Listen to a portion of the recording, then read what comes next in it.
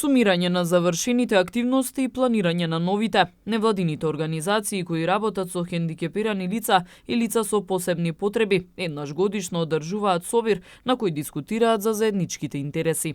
За нашите организации сигурен сум и знам дека сигурно работа све што е во интерес на лицата со инвалидност. У ситуација трудовите инвалиди за нивното членство, али углавном барањата и потребите си ги работиме и ги бараме од институциите државни, пошто ние сме на локално ниво, од локалната самоуправа. За жал, локалната самоуправа многу малку имаме година соработка, па и лани, па и прехлани.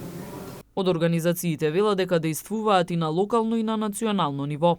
На локално ниво, она соработка со општината навистина не е задоволителна, може да биде многу повеќе. Добивме некои бенефиции од областа на паркингот, каде лицата со посебни потреби добија паркинг места, можат слободно да се паркираат, но што се вика, тоа е само една мала капка во морето на проблеми кои треба оваа општина да ги решава во наредниот период. Пристапноста е крајно лоша. Беше спроведена акција за да се направа спуштени тротоари.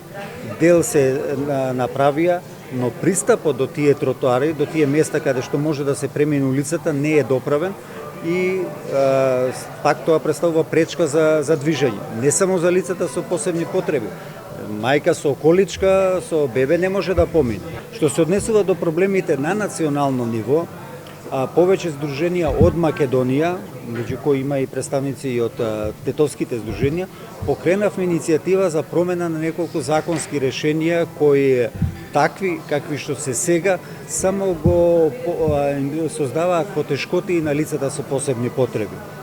Еден таков закон е она фамозна граница од 26 години, каде лицата со посебни потреби се подложени на нови малтретирања, на ваѓање документи, на идење на комисии, а зошто? За да се утврди на состојба која е трајна.